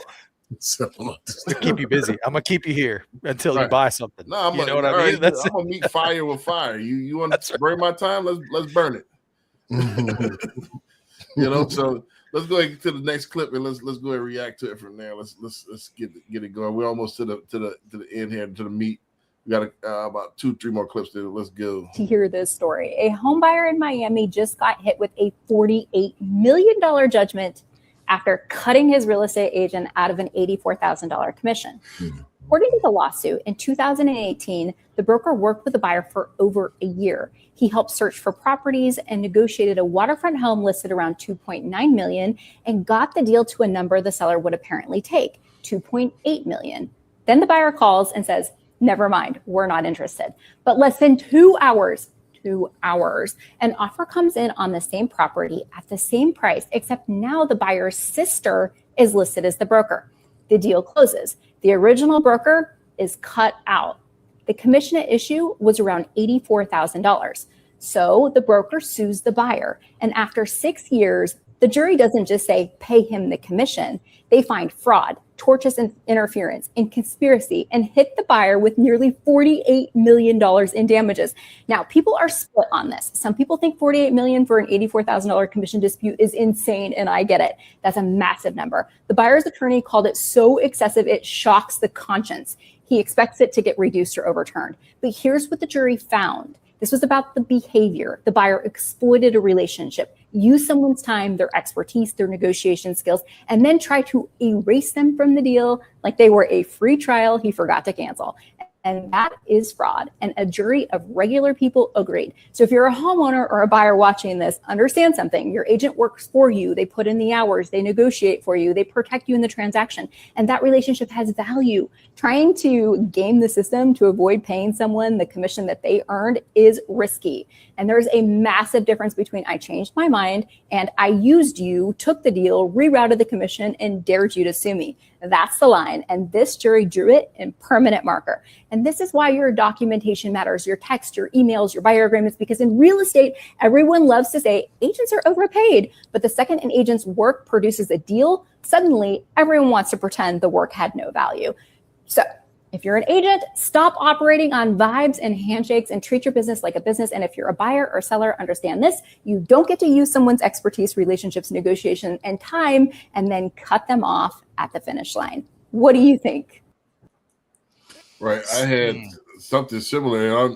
Anthony, I don't know if you get this a lot as well. I get a lot of people ghost a lot, you know what I'm saying? So had this woman pre-qual for almost 2 months. I almost had to re-pull credit. She finally goes under contract. And I told her, hey, this is kind of, I extended, the amount twice. I'm like, this is really over your budget, and I'll tell you why, boom, I went down list, all right, you want to go with it? All right, how much I'm going to be paying? All right, yeah, this is, don't forget, it's still going to be 35% down because it's hard money, blah, blah, blah. And, she gave her an approximate figure, calls me back tonight. This is, I'm going to go ahead and change my mind, but I thank you for everything. Like, why did you pick that particular house? Also, won't you just find something else before you just start trying to ghost? Right. So what I think would happen is you probably try to shop me in this, or try to go with because this was a TikTok lead, but trying to go with somebody else that your realtor suggested, but you try to play falling down the stairs with me. You ever see Coming to America? You threw yourself down the stairs. You're like, rents due. Don't be playing that falling down the stairs. You conscious.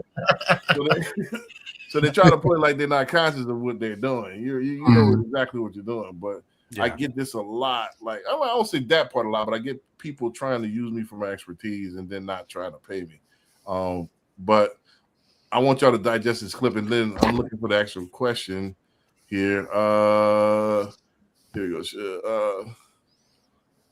All right. So, here we go. So, should integrity matter more than finding a legal way to avoid paying someone what they've earned? Yeah, I mean, I think this is the line that we were talking about all night, where it's what's legal, what's right. Okay, I think for most people, when it comes to money, if they can weasel their way out of it, they'll sleep pretty well at night. That's the sad part, is that when it comes to money, people are willing to walk and skirt that moral line and feel better about themselves because they saved money. Now, oftentimes what ends up happening is when you're trying to put that type of energy out, you end up getting burned anyway, right? So something is going to happen. The universe always resettles itself, rebalances its debts. So whatever you're doing out there, you're trying to avoid paying someone what they're worth, you're going to get it back. So, this is just another morality question where, depending on how you were raised, your morals, some people might feel obligated to honor people's time and their value. And some people they're just out to get and take as much as they can take. And, it's not my job to worry about that. It sucks, but you move on and you let the universe take its trash out. Right. David, I like his optimism there, man. Like I thought that was good. He's right. It just gives you a lot of. I've had terrible anxiety and just depression over, because I'm always like being perfect, right? So I always like to over deliver value, and when someone takes advantage of you, it bothers you, right? So the only way for me to stay on a positive note is to actively monitor my thoughts. Say, hey, that's them. They'll get theirs. Move on to the next person. I think that's right. I think that's the best way to handle that. Like that's right on, man. Is you got to basically brush it off and just remember that other people don't define your worth ever. You're worth that. And I mean, I don't even want to add it up, guys. I know how many realtors I've paid in this town, and I can tell you right now, I'm going to pay more. And I don't care. I don't care. Like, they make my job easy. They do their job. They are worth every dollar of it. People go, I want extra for that transaction. I want to worry about those, like with Brandon, he says, man, I had this lady, she was qualified, she's ready. Know what her worth was. She wasn't ready for him. That's what happened there. She wasn't ready. And that's where it's like, she doesn't define his worth, and it still is a bummer. Like, as professionals, you look at it and you're excited about working with those people because you really can help them, and that they're going to be good clients. They're going to make your business work better, and they're going to be good referral sources, or they're going to help your business, but also you can help them. And so it's a mutual thing where then at some point you realize that they didn't help my business at all. I helped them, and that was it. And so I chalk it up to the pro bono universe, and that what goes around comes around. So I'm kind of with Anthony on that. I like that, man. That's good. I got some pro bono hours. That's a bummer. Yeah. I got my heaven points. I'm getting in heaven. God. Yeah. And like, I remember, I know this is nuts, but like, maybe this may not be quite the same for mortgage officers and real estate professionals as well, but like, keep score, guys. Like, I mean, you get one big freebie on me. Okay. Like, you show up a second time and like, you're opening an account and transferring money, or like, we're not talking. Like, and I don't like to be like that with people either. Like, hey, I'm usually super happy go lucky and like, oh, I'll help you with anything. I'll help anybody. But it's more, does this person earn that? Do you know that they're already going to come into it with that air of disrespect of just like, well, you're the professional, but I can save an extra buck because you really weren't worth it. You don't define my worth. Never will. So yeah, I mean, that's the best way to look at it. I think he's right on there. Well, 2 off the record questions that I don't have in a pre-scripted. Where do you? It's tough, especially with Anthony, and maybe yourself as well, David. How do you show them like, hey, I know what I'm knowledgeable without spilling all the beans? That's a tap dance that we have to do. I have to show that I'm knowledgeable, but I can't give you too much. Then what you're gonna do is take my information and go somewhere else. So that's tough. That's question A. And then B is that most people, that don't respect your time and don't respect what you're off, do you automatically cut them off, or do you still do business with them? If you already see it coming, you're already telegraphing what type of person they are. Do you, hey, I've done it before. I'm like, hey, listen, people do business with me because they want to do business with me. If you're looking for a transaction, I gracefully bow out. If you're just looking for the lowest rate, I could get that for you, but people do business with me because they want to do business with me. So if you're looking for the closest, I can give you whatever rate that you want. But You know, if that's you're just looking for the number, that's it. You know, I mean, I gracefully bow out. You know, you're not gonna have me do all the work and do all the heavy lifting, and then I don't get paid at the end. That's like me saying, all right, I have two people. I have you cut my lawn, and I say, all right, that's cool, and then I have somebody else weed eat, and then I pay the person that actually, does the weed whacking for me. You know, but you cut the lawn. All he did was, did the weed whacking for me. That's it. That's it, man. Anthony, you want to shoot on this one first? You want to? Yeah. So I mean, I to be fair, I do know every single person that has taken advantage of my time. Right? Right. I still have the names in the back of my head. Right. Right. So I've struggled with this in the past, but what I do now, the approach I take now is I'm gonna give value no matter what, whether that person recognizes it or not. So what I do is, at some point, I am very liberal and judicious with the value I give out the gate, but I'm ruthless with the line I draw.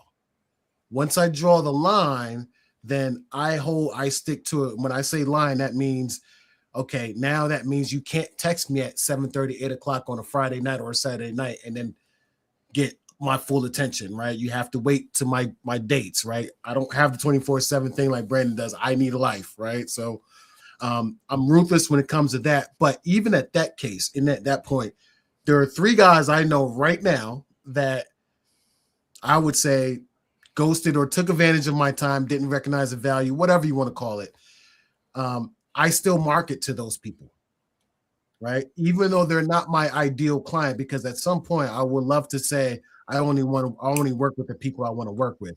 I am not at that point yet. I have not arrived yet. So everybody, whether or not they did me wrong or did whatever in the beginning, they still get marketed to, because at some point people change, they realize the mistakes they've made, and then at some point they keep hearing you in their ear and they say, you know what, I did that guy wrong, but he gave me value. Even after that, I'm going to recommend him someone else, right? So there's still that opportunity there. Everybody I talk to is a referral partner. There are some people that might be my ambassadors, some people that might not refer me, but everybody has an opportunity, even the people that I don't like. Right. So, right. Let's Man, go you into just may be a better businessman than me, Anthony. I mean, that was good, man.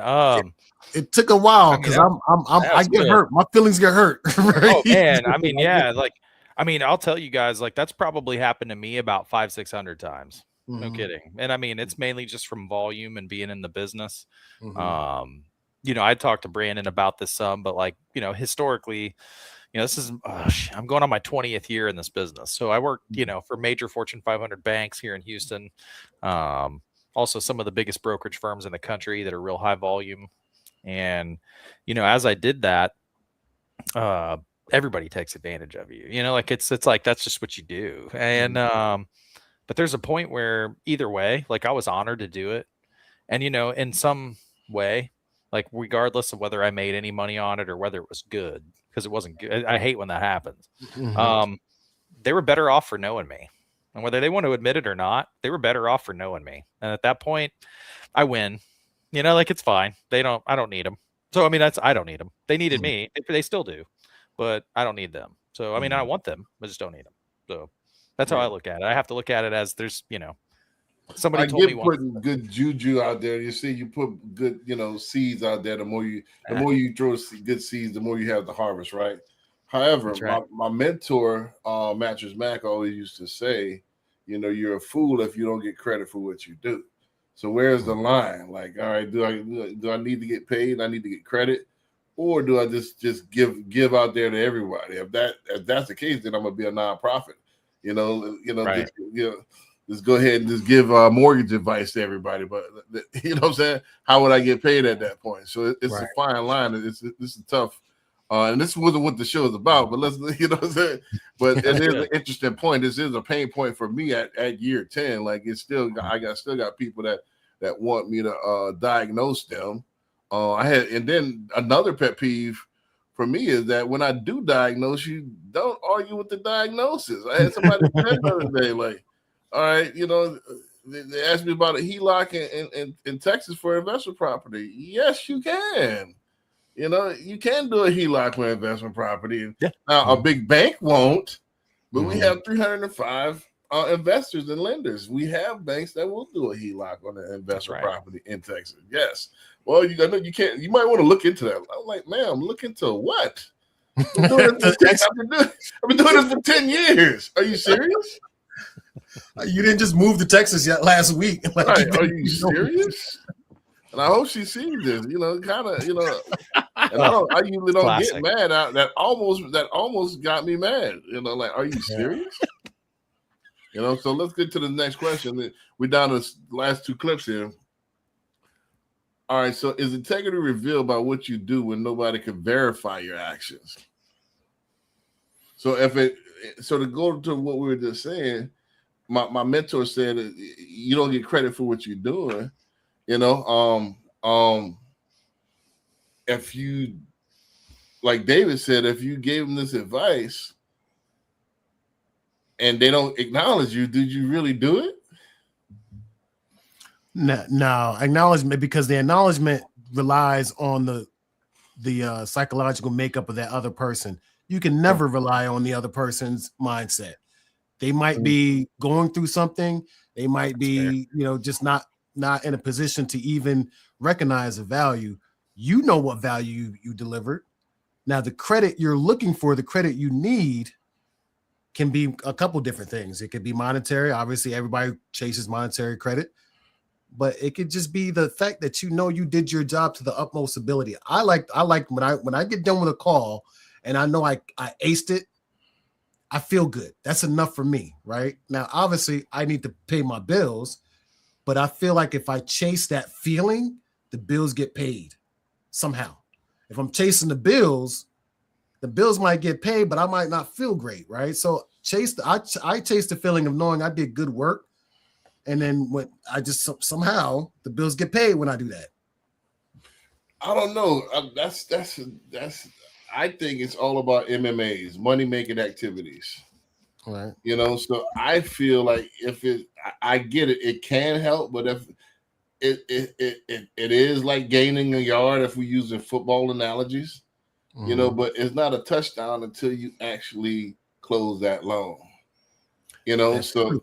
So if I feel like I'm, gaining 2 yards every time, 2 yards, don't forget 4 times 2 is only 8. That's not enough to make a first down. Right. So I don't need these 2 yard conversations. I need something that's going to make some first downs and move the sticks, right? So if I'm not getting an application or if I'm not getting a commitment that you're going to, do business, like sometimes this is not necessarily a money-making activity. Now there's relationships that you could build. So like I said, it's not a total, it's not a sack or anything like that, but I get, you feel good, but I feel good when it says clear to close. Not even when it says clear to close. Don't forget we broke. I don't feel good until every hit. Yeah. So you're getting paid today. Well, so let me give you an example. So I've just had to kind of revamp my whole process. Right. Here in North Carolina is new construction heavy, right? Right. Well, So- Texas as well. Right, and the incentives they offer are crazy. So what I start doing was I would get a client and go take them through my sales process, and I over deliver, right? So the crazy amount of value, and then they end up going to the new construction where I have to tell them, hey, Right. I can compete, but if it was me, I'd take that new construction lender deal. But what I'm going to do for you is I'm going to still prepare you because they're going to screw up on certain things guaranteed, just because you're the 30th person they're talking to that week, right? So I'm still going to prepare you in the way that I would prepare someone that I knew was doing business with me.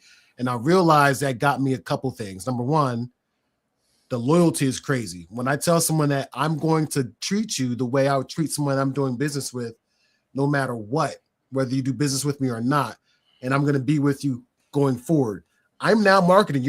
I'm your mortgage guy no matter who you do your transaction with, because we talked, right? So that means now you have in your head that this guy is going to give me value no matter what. So now there is that guilt. So whether they want to work with me or if that deal is so similar that maybe the builder's giving them slightly a better deal, they're coming with me because of that whole idea, right? And now I've had this happen this past week. A client ended up going with a Lennar property because the incentive was so heavy, but they referred me 3 other people that day in the same day. I've never gotten 3 referrals from a client in one day, right? And this is not somebody I closed alone, right? So I had to figure out that I couldn't, because what I was doing was I was talking to buyers and I was scared if they wanted to go new construction. And it just changed my whole entire dynamic, and I didn't like it. So I said, I'm going to continue doing what I do, give them the value. And then at some point, I'm going to get credit either from closing, maybe closing down a line, or a referral.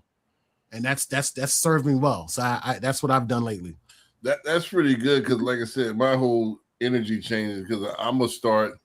It's almost like that. You go on that date, and that woman whips out the phone when the food arrives, and then she starts to go live and say, You're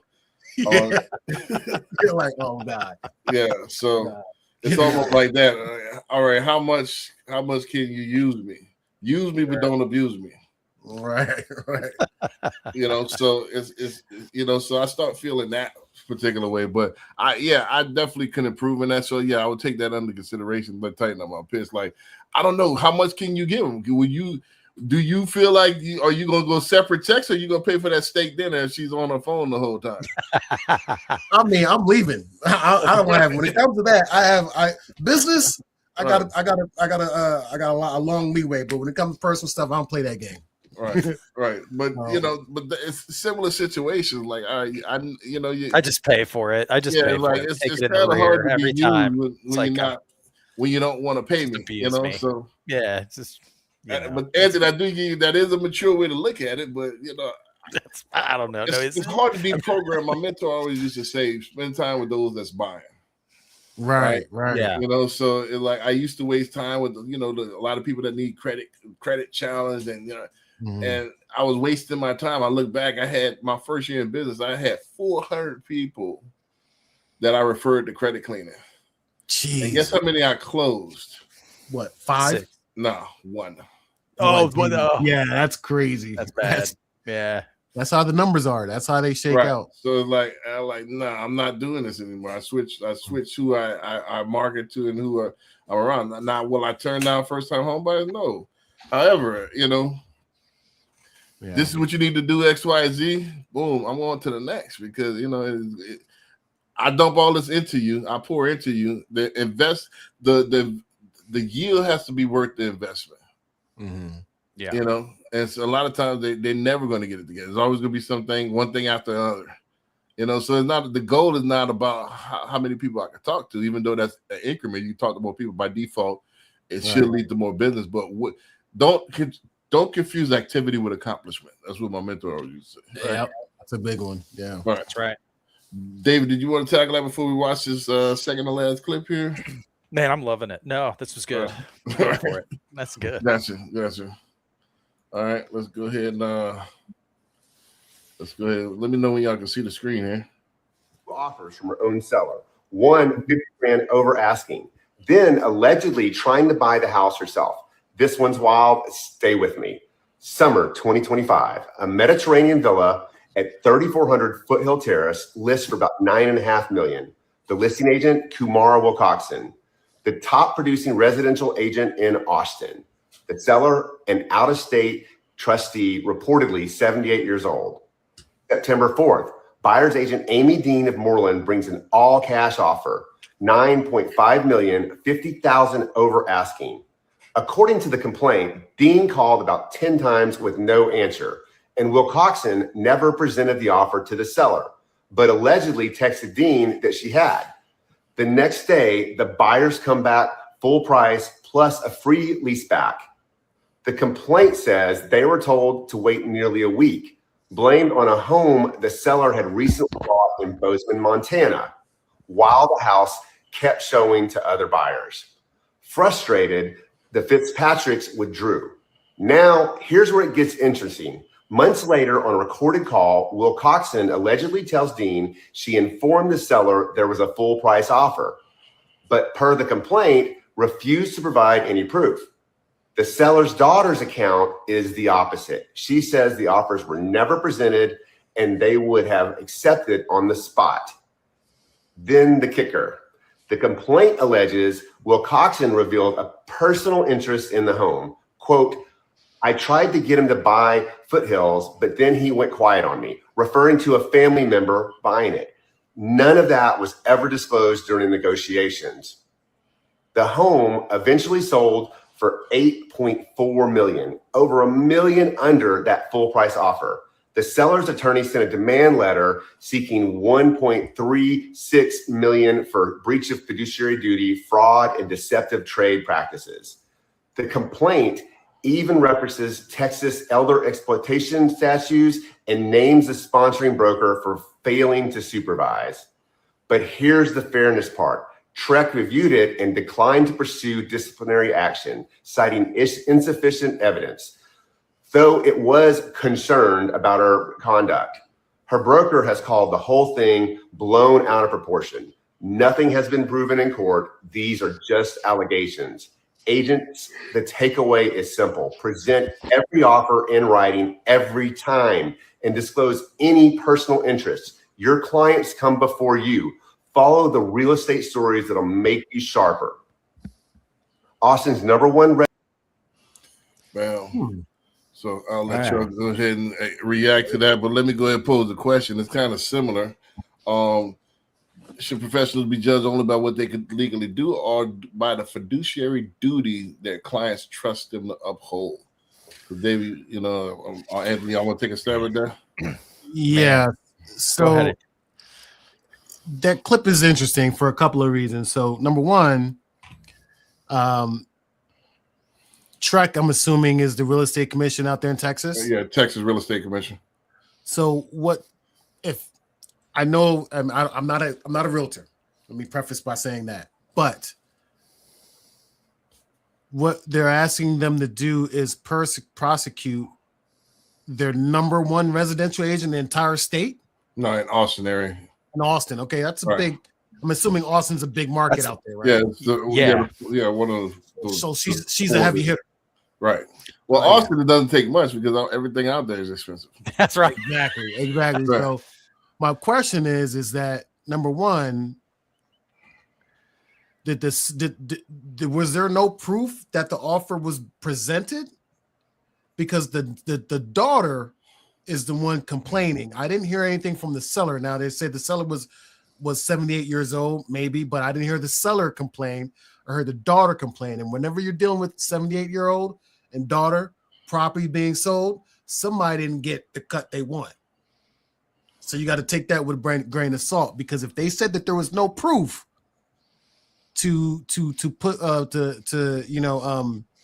prosecute or whatever, that tells me that we're not getting all the information, right? So I don't know. All I know is, well, they said it was inconclusive proof. Well, so here's the proof. Right. Here's the thing. Did you or did you not present it to the seller? So it sounds like there's a hearsay. I talked it to the seller versus I presented it in writing. Right. That's what. So if that's the case, then you could show an email so here's my email. I presented. But you're also dealing with the 78-year-old, right? So there are 78-year-olds that don't show me no damn email. I don't want to even look at an email. Let's have a conversation. Right. Now you got to record every conversation. Is Texas a two-party state? Right. So there's a lot. Yeah, it's a two-party state. Right. So, I would say to prepare yourself for next, if you're a real estate agent listening to this, is document everything, right? Right, for sure. Communicate through your CRM. Make sure there's always a transcript of every call. Make sure there's a text record, there's an email record, and put it all in writing. Right. We have to do that in our business too. Right. Yeah, man. And then don't forget, like in our business, those ghosts or phantom texts, they definitely are shoppers that's trying to get you to lure you into, saying something. Can I, you rapidly rescore my credit for me? Yeah, you pay for it. That's when you get in trouble. That's I like messing with them though. I don't know. right now. But yeah, he said he goes to text message. But Yeah. David, you want to tackle that? Yeah, man. I Especially mean, as you're a fiduciary, so I am. Yeah, I mean, I have a triple fiduciary standard, so I'm, you know, and I take it real seriously, man.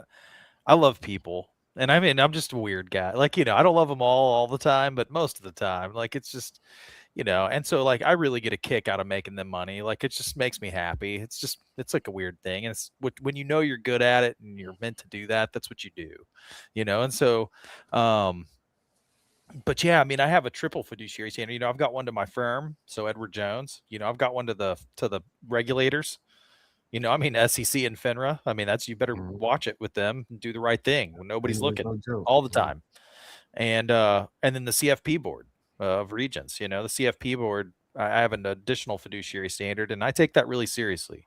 You know, like I try to remember that this is somebody's mother or father or brother. Right.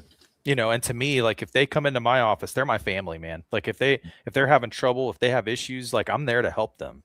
You know, if they say, hey, I need to get points down on my mortgage. Do you know somebody that'll refi me out of my arm in Virginia? Yes, I do. Yes, I do. And I have one guy I just met. Okay. And so the answer is, you know, I have to be there to help them with stuff that's not for me all the time. You know, and that's just, I love that. That's like that, you know, and they don't always appreciate it. Like they do want that for free. I mean, they're there, you know, I don't care. It's worth it. You know, in 20 years, I'll end up retired and I won't be as rich as I could have been, you know, but I don't really care. I'll know that I did the right thing. Sleep like a baby. So that's it. You know, I have fun with it. Got to have fun with what you do. Right. You know, Got you. Let's go ahead to the next question this is the last, and this is the meat. This is the kicker here. All right. So when your career is over, what will matter more? How much wealth you build, or how you built it? And this kind of was a piggybacking your last question, your last statement you made. So you was going right into the last thing here. Yeah, I'd rather die poor and have a lot of people at my funeral that cry. Isn't that weird? Like, I know I don't really want them to cry. Like, I want them to be like, yes, like this guy is awesome. Like, you know, I had a good life because of this, or like, this is what he helped me with, and fill in the blank. If it was move a couch, like that's good enough. Like if that's what I helped them with, that makes my day, man. So I think it's how you built it. Right. Anthony, you wanna agreed? Yeah, man. I mean, yeah, you know, I'm sure there are a lot of people that have a lot of money that die in a very, you know, rigid, cold funeral home, right? So it is important to me that when I'm on my deathbed, I know I help people. And there are many people that can show up and, you know, they know how much I touched their lives. And then how many people I touched my life. Right. So, yeah, I agree, man. It has to come down to why you're doing what you're doing and, you know, how's that's going to make you feel when it's all said and done, you know? And it's not, you know, everybody doesn't have the luxury of being able to do, like you said, Brandon, we are not, what's the word you used? Entitled to live a fulfilled life, right? Right. People don't make it all the time, right? And the fact that most people don't make it. Yeah, most people don't make it, right? The fact that we get to our old age is already a bonus, right? So, yeah, you're not entitled to living a fulfilled life and being wealthy and you know and all. You get what you get what you put out there. So, you know, that's my outlook on it. I think the both work together like peanut butter and jelly. I mean, I think you're gonna build as much wealth if you build it a certain way. I think people that cut corners always wind up you get short victories, but you're not gonna win the actual war. I think when you like we talked about earlier, when you know somebody gives you something, like you know we talked about the $1 million crack party, you're gonna mess it all up anyway. So if you don't go through the actual nuances of learning how to build this particular business, if you don't put the systems in place, if you don't go through the blood, sweat, and the tears, you're not going to maximize your wealth anyway. So I think you have to go through it, and you have to do it the right way in order to maximize your potential, maximize your 16. You got 16 hours that you're all day, 8 hours that you sleep. So you got to maximize that 16 hours a day. Everybody has the same 24, right? Is what you do with it. So I think it works together hand in hand. You know, people try to cut corners. I'll give you an example. Remember the original White Men Can't Jump with Wesley Snipes and Woody Harrelson? Right? Yeah, not the remake. The remake was kind of not as good. Yeah, it was not as good. But the original, Woody, this stuck with me for the. I'll quote two movies. Let me do that one. Let's do two for the money. But let's talk about White Men Can't Jump. Woody Harrelson said this, and it stuck with me for the rest of my life. He said, "See, the problem with black people is you rather look good and lose than look bad and win." and that stuck with me. Like, damn, you know, that goes to the first clip. Like, damn, you rather go broke to look like you're rich. You buy the Mercedes, but you have $5 worth of gas in it. You'll have this $1,000 t-shirt on, but you're paycheck to paycheck. You know, why not say that, look bad for a little while and really win? You know, who cares? You know, who cares about, like I said, who cares if this is a $50 shirt? Who cares if it's 50 or 500? The people that do care, you want to kind of hold your wallet if they really care about that. You know, so then the second thing I want to quote too for the money. Another one of my favorite movies. He said, Walter, you know, the guy's name was Walter. It was about sports betting, but the underlying thing was about winners and losers, right? And he said, Walter, you know, Walter said he's a lemon. You know, he looked like everybody else, and I have to play that clip probably off air, but because they had a lot of cursing in it. But we look, you know, a lot of lemons look like everybody else, but they have a defect in them, and the defect is they want to feel something, so they mess stuff up on purpose. Because the self-sabotage feel better than the doing the right thing and the struggle, and because it's more instant. So you got to ask yourself: are you a lemon? Does the instant gratification feel better than the abstaining and doing it right? Because I see this, and this is society all the time. I seen this in the gym earlier today.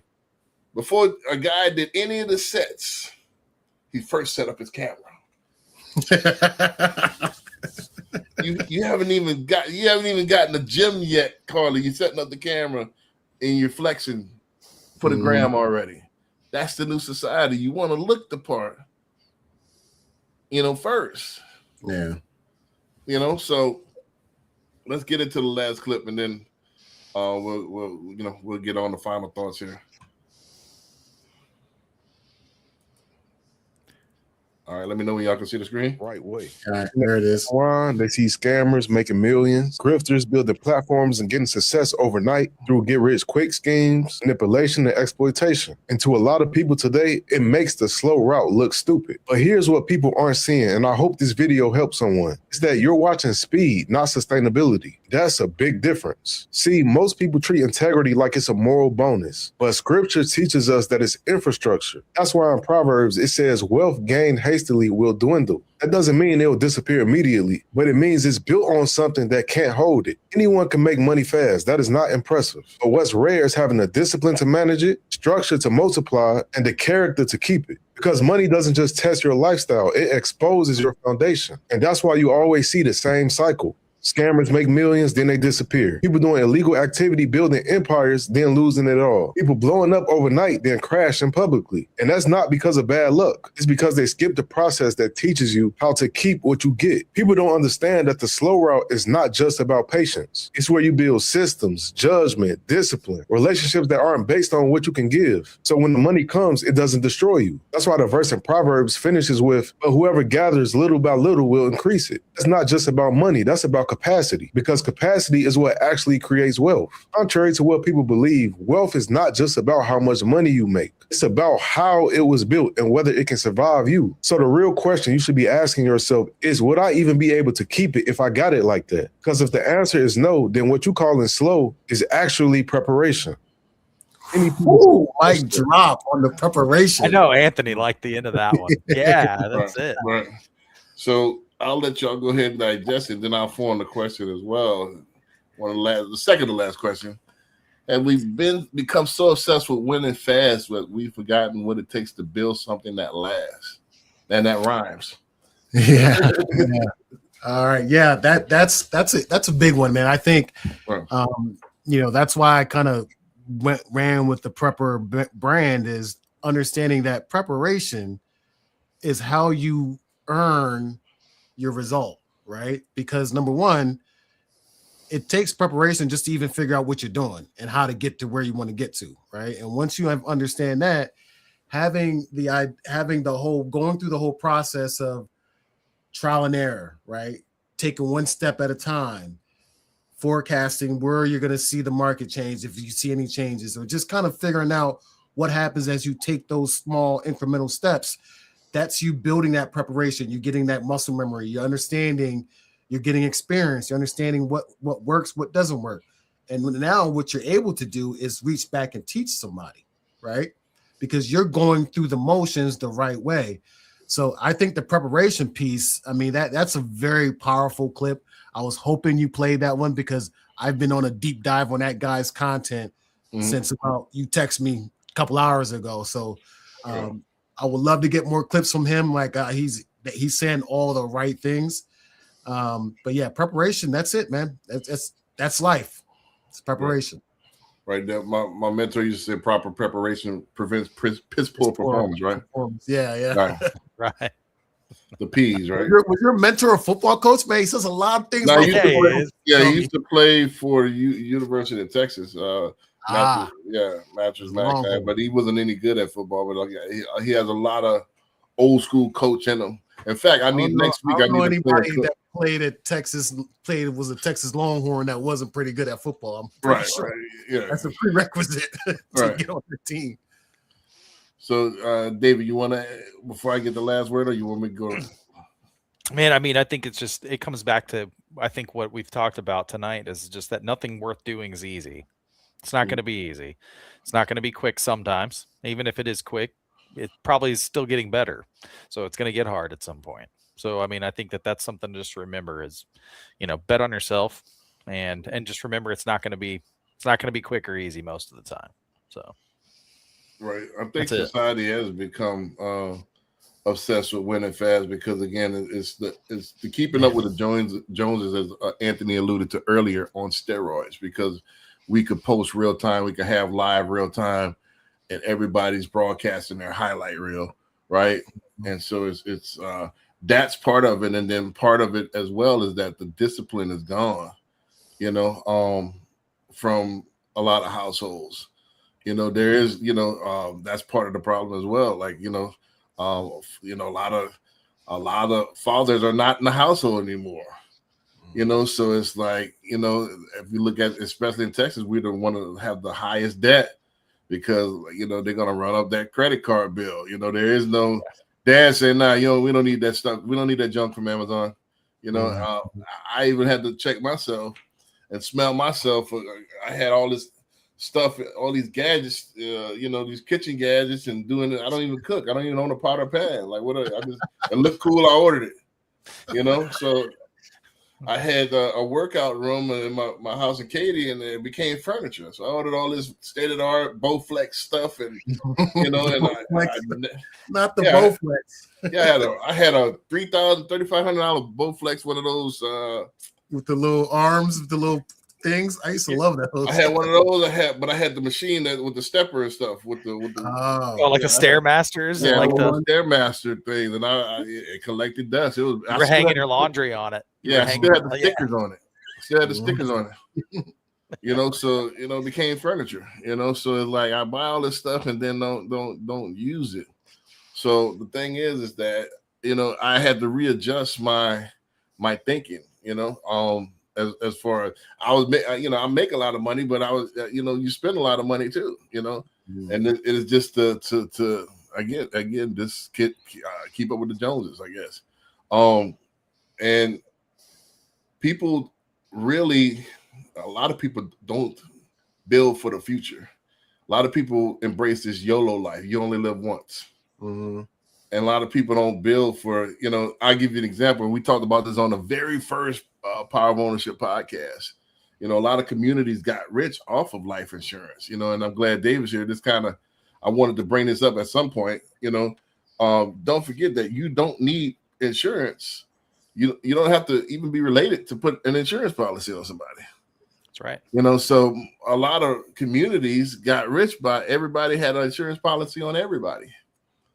You know, aunts, uncles, you know, everybody chipped in and everybody had an insurance policy. One thing for sure, two things for certain, somebody will kick off. And when they kick off, that's when you cash in. So everybody, you know, and they split the pie, you know, when they kicked off, bam, all right, well, aunt kicked off, we got $1 million, let's go split this 10 ways, we all got 100,000. Then all right, well, uncle died now, all right, we got another $1 million, boom. So, and that's how they got wealthy. But we'll have we'll have a triple Netflix subscription. You can get the life insurance policy on Aunt Mabel for the That's Netflix for the same amount. That's just like an office chipping in for like lottery tickets. Like, yeah, you know, like they're gonna win it at least. Right. You're going. That's one thing for sure. You're going to win. That's 100%. That's one of the greatest investments you can make is a life insurance policy. Because you know for sure it's not a matter of if, it's a matter of when you're going to cash in. Right. You know. So, but if you're looking for to protect it and going to the next, what's better than a death benefit? You know. What's better than that? That's how you pass generation, you know. But instead of that, we chose to have a Hulu subscription. So that instead of getting us life insurance, and then when your kids die, I mean, when you die, your kids have to, you know, sell plates to bury you, right? Yeah. I had an old advisor once. He said, "David, do you think that, you know, this other company is our biggest competitor?" And it was at the time. And I was like, "Oh yeah. And he goes, "You're wrong, man. It's Olive Garden." And I was like, "What are you talking about?" It's like, "No, come on." He goes, "Because people are there like every day or every other day. They spend $40. It's not a lot." And he's like, "They're not buying that life insurance for $40." And I'm like, "Oh man, like I hate when he's right, but he was right." Right. Eating out, all the frivolous stuff, you know. Going out to the movie is going to cost you $100 at least nowadays. At least, you know. So, you know, it's priorities. You know, so that's the thing, is that's what it takes. And I want to allude to what I said earlier. It's so boring.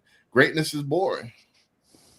To be, you know, to do it right is boring, and especially if you're not coming from where you have a silver spoon in your mouth. You have to. You're already playing from behind. You're already down 21 points. You got to come from behind to win the game. So you don't have any time for error.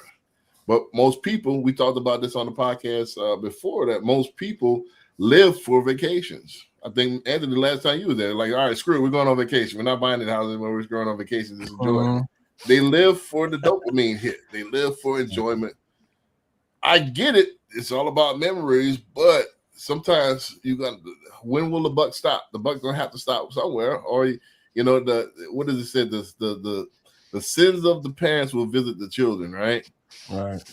So that impoverished mindset is going to, and you're going to pass the burden on to your children, and they're going to be handicapped as well because they're not going to be able to function because of the way you behave. Because they're basically a reflection of you now. Right. And that's a good point, Brandon. And I don't know, I don't think we have time for this one, but that actual last creator that we talked about, he has another couple of videos where he talks about not just passing along that wealth, but passing on the capacity to handle that wealth. Right. That's a really good point that I haven't really thought about is, are you equipping your children with the skills they need to not blow that money in one generation? Right. You know? Most people are too worried about being friends with the kids instead of being parents. Right. You know? Yeah. And that's the whole thing. And I'm glad there's some of these videos that's coming back that, you know, masculinity is kind of coming back, or that's the fight right now that we're trying to fight. We ain't allowed to say it just yet, Brandon. You got to keep it. You can't say that word just yet. We're not ready yet. We're not ready yet. Right. So yeah, you see what happened to Tate. So I don't want to right. So, but yeah, let's go ahead and get the last question here and the last statement here. So after watching all of the clips, what's the one thing you're taking away from this episode? David, I'll go ahead and start with you.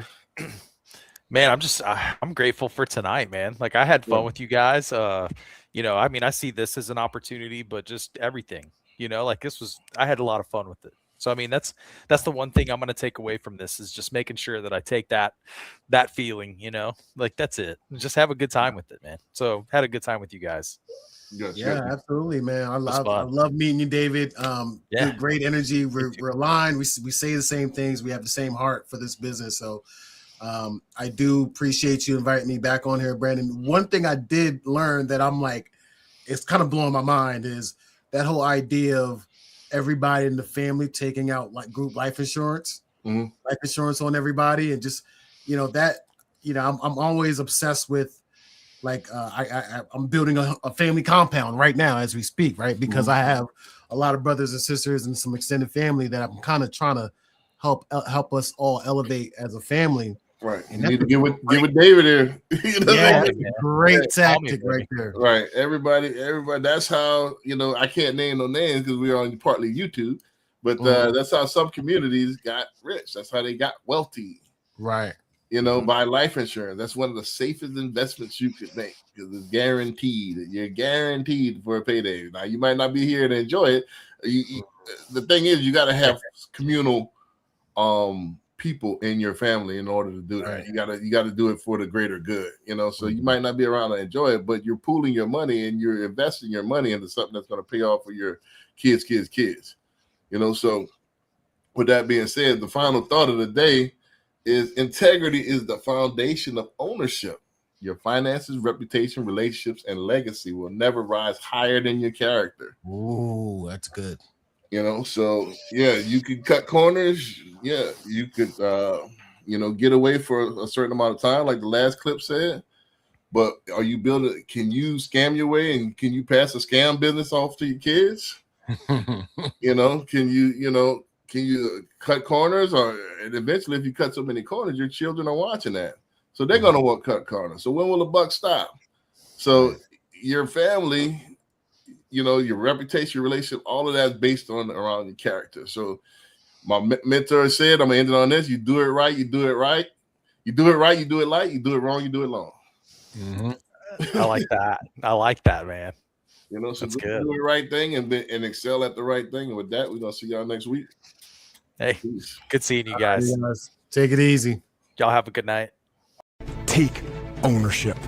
Don't make excuses. Don't blame any other person or any other thing. Get control of your ego. Take ownership of everything in your world, the good and the bad. Take ownership of your mistakes. Take ownership of your shortfalls. Take ownership of your problems. And then take ownership of the solutions that will get those problems solved. And when a team takes ownership of its problems, the problems get solved. And that is true on the battlefield, it is true in business, and it is true in life.